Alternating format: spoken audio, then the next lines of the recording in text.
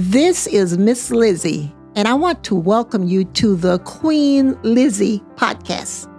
Together, we will go through the history of Rosewood, Florida, and watch as the once prosperous town rises out of the bloodshed, fire, and ash to reveal the people, the memory, and the legacy of Rosewood. Watch every Thursday on Facebook and YouTube, or listen to our story on Apple or Google Podcasts, Spotify, iHeartRadio, or wherever you find your favorite podcasts. Hello, everybody. I am Lizzie Robinson Jenkins, representing not only the Rosewood Foundation, but the personal testimonies and history of cherished friends and family. You are now watching the Queen Lizzie podcast. Today, we are talking with Eric Atria. Eric is running for County Judge Group 5. Yes, ma'am. Welcome to the Queen Lizzie podcast. It's an honor to be here. Thank you. It's an honor to have you as my guest. Thank you. And we are delighted that you are running because we need to know what you are doing and how you are going to work in the community, in the community to reach out and help us. And we want to know how we can help you, help us. So my story starts just a couple of years ago. So Okay. I've been doing public defense for 20 and a half years. I resigned in January. But a couple of years ago, I had an incident, this is in 2022, where a client of mine almost killed me. And we were in the middle of a trial, and he sucker punched me in the back of the head so hard that it knocked me unconscious and broke my skull. And so I came through that experience transformed. Okay. But I took it as a wake-up call. Okay. My transformation, my recovery process was surprisingly overwhelmingly positive. The people in this community, the people that matter to me, lifted me through it and carried me through it. And as a result, I felt like a greater calling had come to me to do more, to give back. Okay. I felt like I'd been taking, and I think doing public defense is a noble profession, but I felt like I'd been taking my whole life. Exactly. And I felt like I better put something back. Right. So again, I was knocked unconscious. I came to on the floor, and my whole realization was, what if I didn't come to? Right. Because they thought my brain was bleeding. They thought it was life-threatening.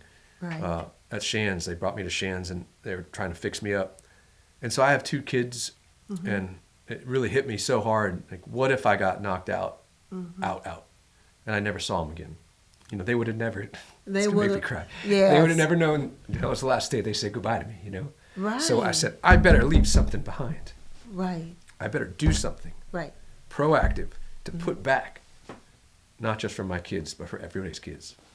And I had the opportunity of meeting your son. I You did. called him your Yeah. little co-campaign. He's my campaign manager. Your campaign manager at my birthday party. That's right. You came to my birthday party. I sure did, and so did And- he. And we were honored and flattered to meet you. And Coach Spurrier was there also. It was pretty wild. It was pretty wild, but Yeah. very enjoyable. I Oh, love yeah. Coach Spurrier because he is very interested in what I am doing. Yes. And he supports it. Yes, and that's why I think people like me are drawn to people like you, is because you're doing the same. You're trying to put something back. You're trying to Yes. make sure that when you're gone someday, that everybody's going to remember what you did. Exactly. And I'm not saying that we're not doing that for ourselves. Exactly. It's a community. Exactly. Okay, group. Yes. Okay. It may sound egotistical to some, but I don't think that's where you're coming from at We're all. touching each other's lives. Correct. And making it better. Right. Okay.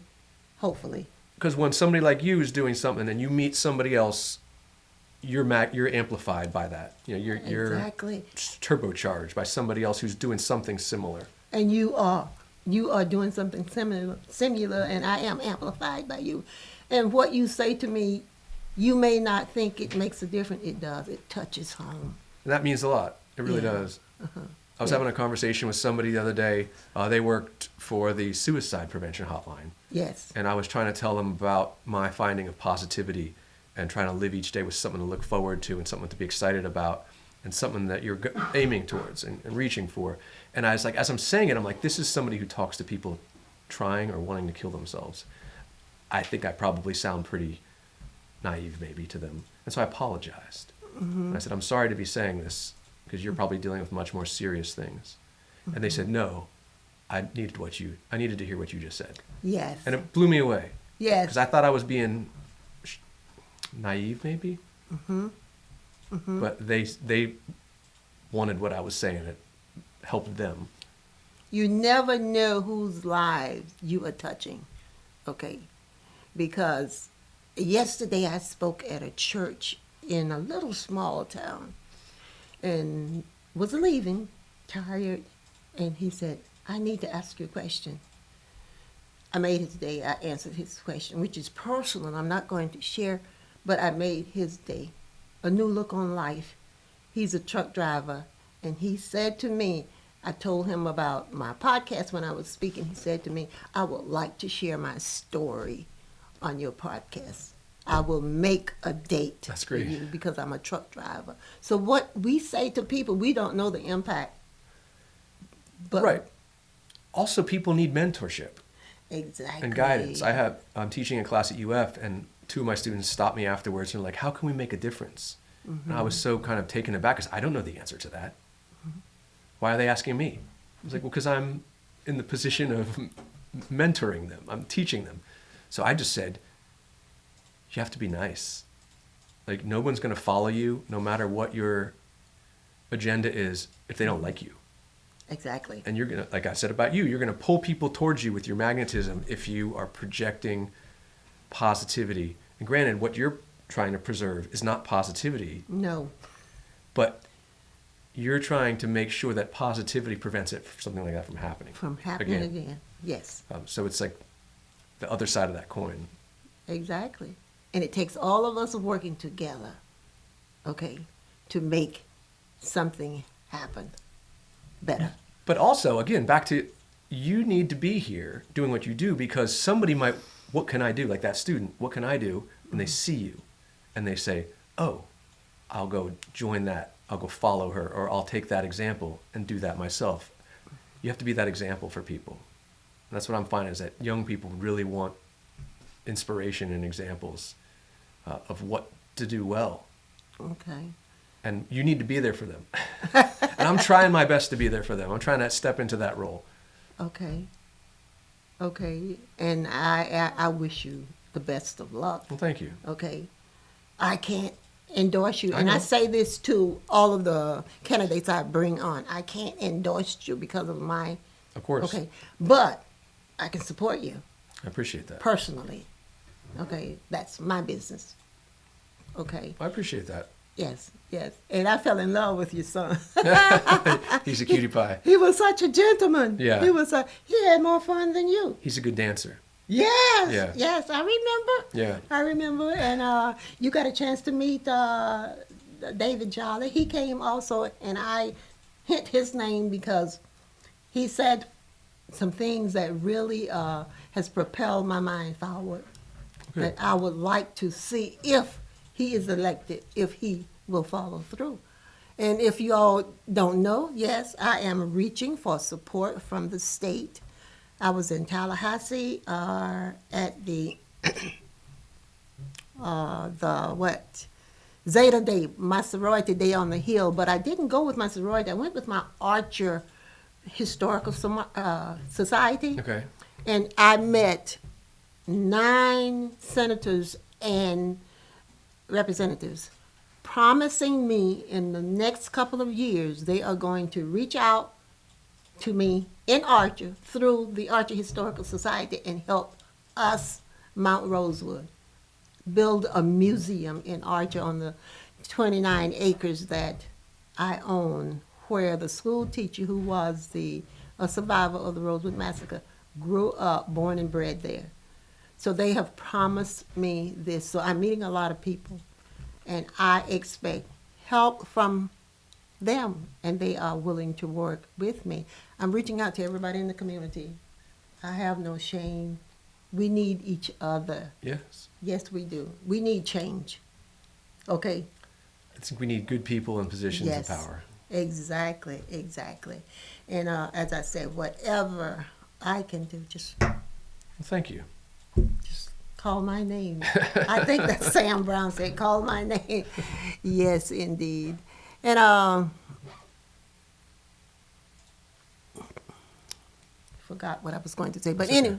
anyway, if you want to add something else, I would just say again, my angle is to do more for our community, to help our community, to be the person making the decisions. I had a case about a year ago where, again, public defenders, conflict public defenders, we fight for the littlest man, and it's hard. It's an uphill battle. And this particular case, it was a young man, and we were just begging and pleading for mercy. And it was in that moment where I was like, I don't want to be begging and pleading anymore. I want to be the one deciding when it's appropriate to cut someone the break, or when it's appropriate to choose fairness over just retribution or punishment. Not to say that people who do wrong shouldn't have a punishment, but I'm saying I want to be the one deciding, not the one begging anymore. exactly. So that also motivated my move to try to run for county judge, or to run for county judge, because I am running. But yeah, okay. I love this community. I think it's really important that we have fair judges. I think everybody should be heard in the courtroom, should be treated fairly, treated with respect, and heard. I have to agree 100%. Fair judges, okay? That's what I am really concerned. That's my concern. And it's not an easy job to go to court and watch No. a family member, No, it's not. okay, charged or convicted of something that not really worth the time that they are given sometime. And I don't know, and I'm not going to say why it is done. I know y'all have rules to follow, but You can't really say how you would rule if a certain exactly pattern came before you. But again, I think that knowing when fairness is that's what I'm talking appropriate, about. knowing when mercy is required, or Exactly. compassion. Exactly. Granted, there's people, as we've talked about before we started recording, that have done bad things, and there need to be consequences. So I'm not suggesting that nobody deserves a punishment. It's just my biggest thing is when somebody comes, especially a young person, comes in and has a plan in place. They got a structure in place, a community in place. This is what they're going to do to fix the problem, and then they don't get the break. That bothers me because they've shown you, I made a mistake. I figured out that I need to do better. Here's my plan. I believe that should get an ear. I believe that somebody should hear that and say, I will give you the shot to take that plan, and if it doesn't work, then you're going to get it. But if you're willing to give this a try and do it on your own, go for it.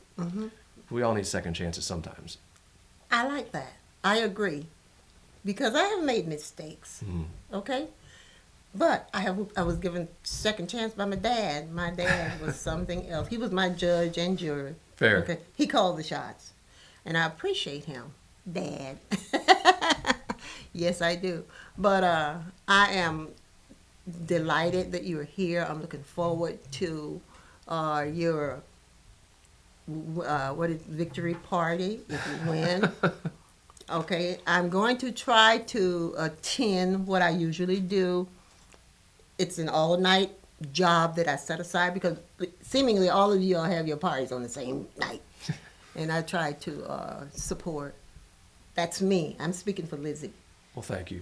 No, I mean, we're not taking anything for granted. You know, we've got a race to win. We've got a team. I've got a team of incredible students working for me. We had about 45 students out canvassing this weekend. We hit over 1,000 houses this weekend. Did you really? Yeah. And we're going to do more next weekend and in months to come. So we have a great team, a lot of resources and people working for us, which is just... Sorry. Yes. Well, that's good. Okay, because I remember when Obama ran, 3 of us from Archer walked 3 days a week, 2,500 people we contacted. And I think that made a difference. So when you make contact with people, it does help. It does help. So keep walking, keep That's knocking. That's the plan. And what was so good about and so fair about the walk, black, white, Republican, Democrats, Independent, They were all respectful. One person fired up at us and said, "Get off my property." Everybody else welcomed us. That's great. Yes. Okay? Because many times people need to hear what you're going to do. Yeah. So walking, making contact, showing your face, making yourself visible is very important. I agree. It's very important. So keep up the good work. Thank you. And thank you for having me. Okay, thanks.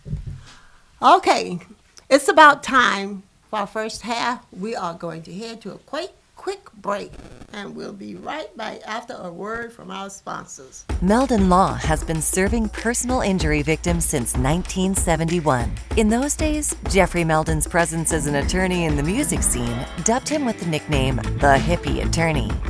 And although times have changed, two things haven't: our commitment to bettering our community by helping the injured, Albert, are you ready to go to the game?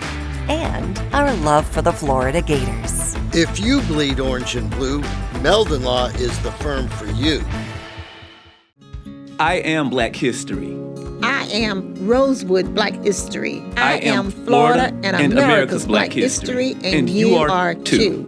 January 1st, 1923, the KKK insurrectionists attacked Rosewood, killing 5, burning it down.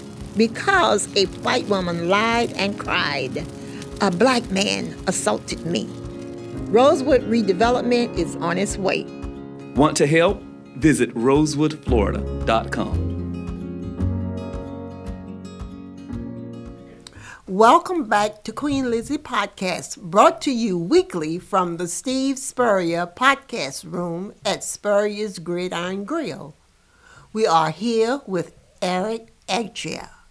This Queen Lizzie Podcast is brought to you by Campus USA Credit Union, live from the Meldon Law Gator Studios at Spurrier's Gridiron Grill. We are back, and I'm going to do a quick shout out to the sponsors who have supported me and have been a bridge over troubled waters. They have been here for me. Thank you. Meldon Law. Love you guys. They are going to help with the Rosewood telethon kickoff. He and his son, Carrie. That's right. That's why I pay you to help me remember. You didn't pay me anything. No, I didn't pay you anything. No, I didn't.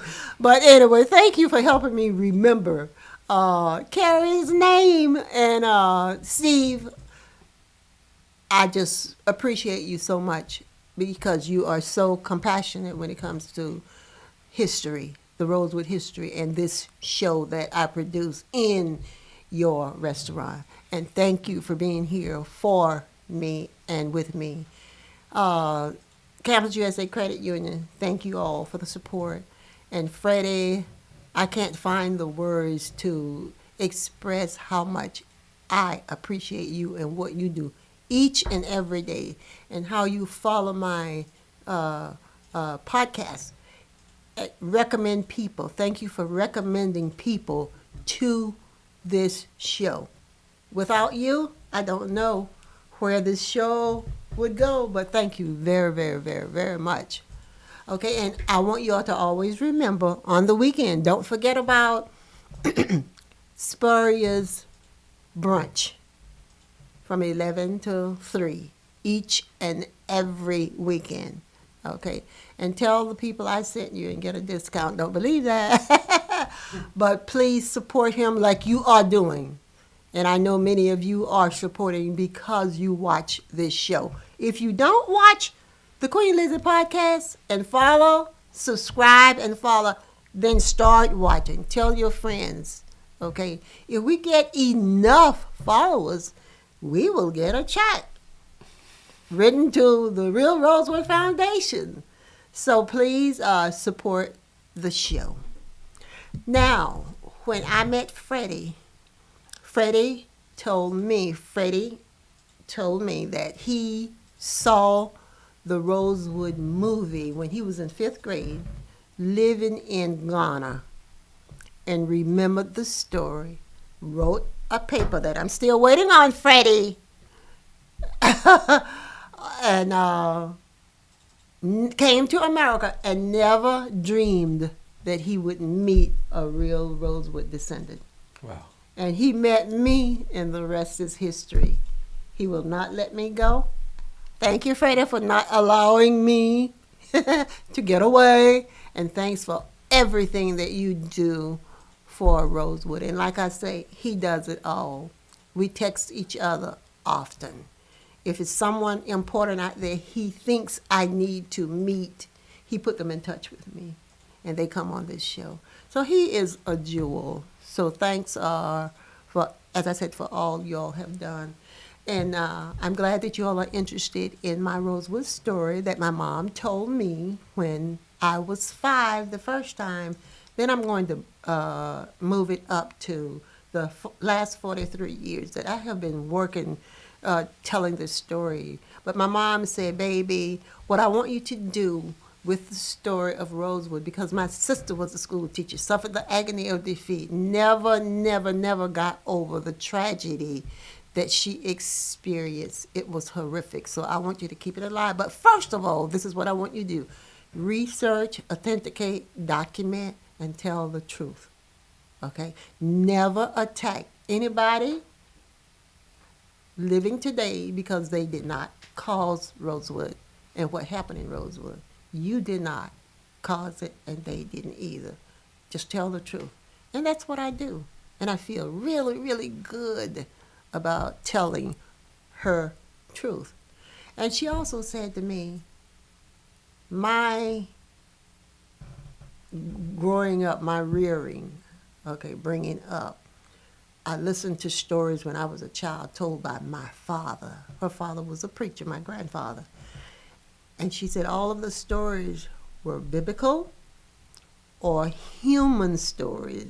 No Cinderella stories, no made-up stories, real life stories. And she said, we also made songs from our history. It's called Story Song, telling your story through song. And she said, Mama's going to write you a story song so that when you talk about Rosewood, you can sing the story and tell the entire song. And when the time you finish, they will not have any questions. And that's true. I did it yesterday. 13 verses, but I'm not going to sing 13 verses. But the story, the entire story of Rosewood is in that song. It's awesome. I'm going to sell it. But I'm going to share with you and the people who are listening today the 3 verses that was important to her, because I asked her to share with me the most important lines, and she did 3 verses of this story that meant so much to her. Don't know if I told you, she did tell me that, I know you're not a singer, but you're going to manage to get through this. So it goes like this. The Cedar Key train conductors were told to pick up in Rosewood. Standing by the tracks with the lantern, its young school teacher stood, waiting in desperation to carry out the sheriff's plans, rounding up the hidden survivors to board the midnight train. The sheriff and the store owner who worked around the clock, oh Lord, informed the train conductors just when and where to stop. Pick up the men, women, and children who were hiding out and bring them to Archer, Florida, traveling the same old route. Bob Walker and John Wright took on a daring risk. Put the survivors on the train, Lord, and sent them off with a kiss. Notified the Gainesville families to be on the lookout for their kin. Told them the train was a-coming and told them exactly when. I have to tell that. Y'all need to host me to tell the Rosewood story in Gainesville. Okay, I'm ready. You have to pick it up. I don't know where to pick up. You just finished the song. Okay. I hope y'all understood the song. If not, you can purchase it on my website, Rosewood, Florida, www.Rosewood, Florida, spell Florida out, FLORIDA.com. Go there and click on the button that says song. It will play just a little, but if you want to purchase it, you may purchase it, and the money goes directly to the foundation to help build a Rosewood Museum, which we are working on as we speak. We are in the process of launching a Rosewood telethon, and the telethon, the purpose of the telethon is to raise funds. Okay, to build a Rosewood Museum where in Archer, on the 29 acres that my aunt and my mom, grandparents, bought in 1897. And it's not for me, and Rosewood is not about me. It's about the history of Florida. It's for your children to take this history to the next level. We cannot allow uncomfortable history, hard history, to go unnoticed or unpreserved. We must preserve it so that it will not repeat. And I am working hard because I know my aunt, the school teacher. I know she suffered. I'm working hard for peace for her, healing and reconciliation.